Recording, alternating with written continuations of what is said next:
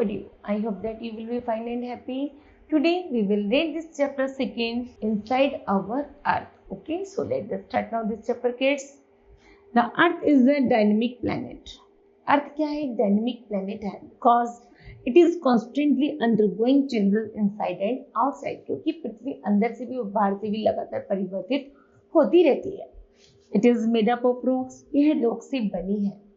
The earth is made up of the several constructed layers with one inside another. यहाँ तक कि इसके अंदर कुछ ऐसी लेयर्स भी हैं जो अन्य परतों से बनी है.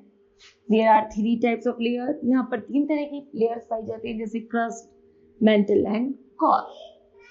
The crust is the uppermost layer over the earth surface. सबसे ऊपर पृथ्वी पर जो आप layer देखते हैं वह crust कहलाती है, which is the about 35 kilometer on the continental masses.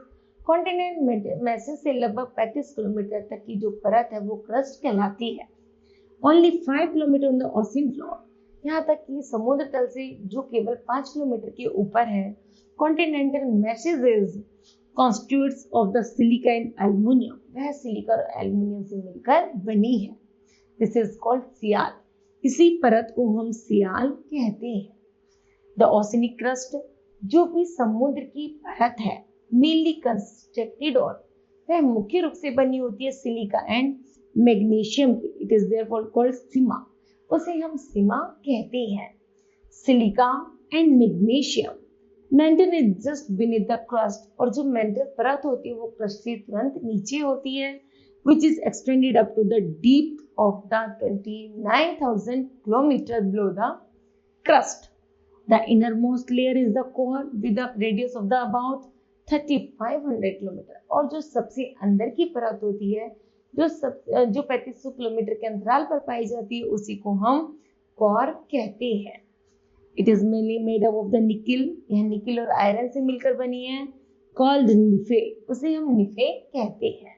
Okay, चलिए स्ट्रक्चर ऑफ अर्थ का है. The planet earth is made up of the three main shells.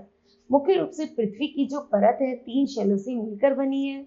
The very thin bitterly crust, the mental and the core. The crust ranges, जो crust की जो range है 5 से 70 kilometre के दायरे में आती है. 3 से 4 मील 44 मील इन डेप्थ गहराई में. And is the outer most layer. ऊपर से लेकर गहराई में 70 किलोमीटर तक यह परत पाई जाती है.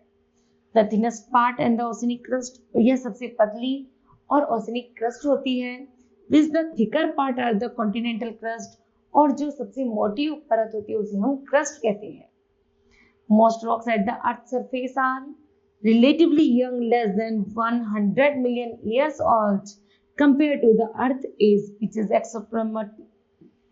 approximately 4.4 billion years. लगभग पृथ्वी की जो आयु है उसको लगभग 4.4 billion years आंका गया.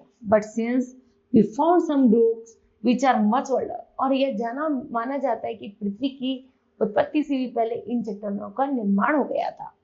We know the Earth has had a solid crust for at least 4.4 billion years. फिर भी यह दर्शाया गया है कि यह जो चट्टानें हैं यह भी लगभग 4.4 बिलियन ईयर्स एगो है.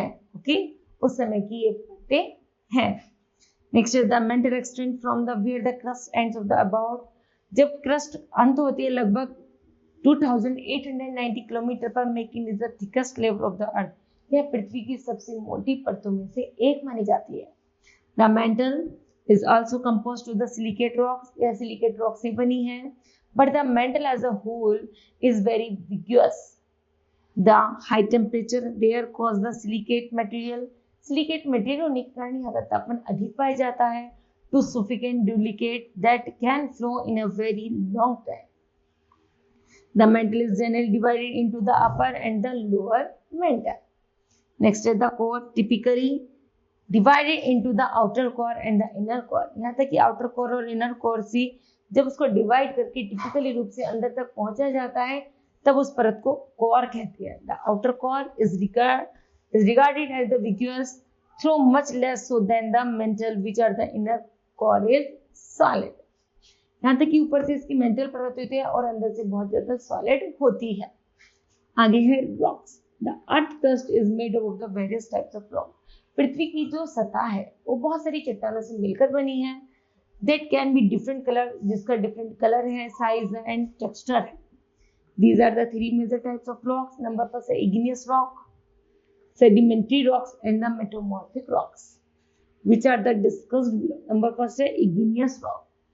They are the formed when the molten magma cools. जब molten magma ठंडा हो जाता है and became solid, तो वह ठंडा होकर पत्थर जैसा solid बन जाता है। These are two types of the igneous rock. Igneous rock के दो प्रकार हैं, जैसे intrusive rocks and extrusive rocks. An intrusive igneous rock is formed from molten magma coming from the interior of the earth on the surface. जब extrusive igneous rock कहती है कि जब हमारा मैग्मा ज्वालामुखी से गर्म तपते गर्म लहर जब गर्म होकर बाहर निकलता है तो पृथ्वी की ऊपरी परत पर आकर जब जम जाता है ठंडा होके एंड बिकेम सॉलिड और सॉलिड बन जाता है। फॉर एग्जांपल बेसाल्ट, उसी को हम बेसाल्ट कहते हैं। Okay, an intrusive igneous rock is formed, वो कहता है the molten magma cools down deep inside the earth. और जब ज्वालामुखी का जो लावा होता है, इंट्रूसिव है ना, जो लावा होता है गर्म होकर जब वो उसमें अंदर ही रह जाता है, पृथ्वी में बाहर नहीं आता, ठंडे होने पर वह एक सॉलिड क्रस्ट के रूप में बन जाता है ना, जिसे हम ग्रेनाइट कहते हैं, तो उसी को हम इंट्रूसिव रॉक्स कहते हैं। नेक्स्ट है सेडिमेंट्री रॉक, अपस्फीति rock. It is formed by the transported and the deposited small fragmented rocks by wind, water etcetera. जब हवा और पाइनों द्वारा जब धूल या मिट्टी के छोटे छोटे कण एक जगह आकर इकट्ठे होते रहते हैं, उसी को हम सेडिमेंट्री रॉक्स कहते हैं। These rocks are these loose sedimentary and the compressed and the hardened from layer of rock. यह थोड़ा लूज सेडिमेंट्री तो होता है लेकिन उतना ही हार्ड भी होता है। These rocks contain fossil of the dead animals. जो ये रॉक्स मुख्य रूप से बनती है वो बनते डेड एनिमल्स के, डेड प्लांट्स के and the other microorganism मिलकर बनाती हैं। फॉर एग्जाम्पल जैसे sandstone is made from grains of sand. फिर metamorphic rocks, These rocks are formed due to great heat. Metamorphic rock में एक सबसे ज्यादा कारण है सबसे अधिक गर्मी का होना and pressure over igneous and the sedimentary rock. और igneous और sedimentary rocks उस पर प्रभाव या दबाव डालती रहती हैं। For example जैसे clay change into slate and limestone change into marble. चलिए आगे rock style. One type of the rock changes to the another type under certain condition is a cyclic manner. This process of the transformation of the rock from one to another is called the rock cycle. है ना? When molten magma cools, it solidifies to become igneous rock. और जब magma ठंडा होकर solid होता है उसे कहते हैं igneous rock.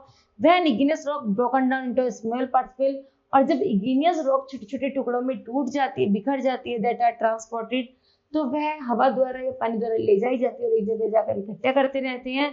तो वहाँ वो ठंडा होने वह एक साथ इकट्ठा होने के कारण वह एक रॉक्स बन जाते हैं जिसे हम सेडिमेंट्री रॉक्स कहते हैं। When the igneous and the sedimentary rocks are subjected to the heat and the pressure, जब ये दोनों रॉकों का प्रेशर दबाव पड़ता है तो वह टूट जाती है, बिखर जाती है। They change into the metamorphic rocks, उसी को metamorphic rock कहते हैं। Okay? Next है minerals.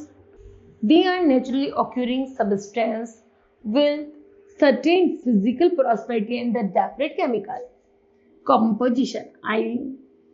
These are used in the industrials, they say iron, aluminum, gold, uranium, in the medicine, in the fertilizers, etc. For example, coal, natural gas, and the petroleum. Okay. So the next use of the rock and the minerals. In ancient time, rocks were used to make tools and weapons. Rocks are widely used in the construction of the road, house and building. Minerals like coal and petroleum provide the source of power. Chemicals found in some sedimentary rocks are used to make fertilizers. Soil is formed from rocks. Earth is the third planet from the sun and the other celestial body that have life.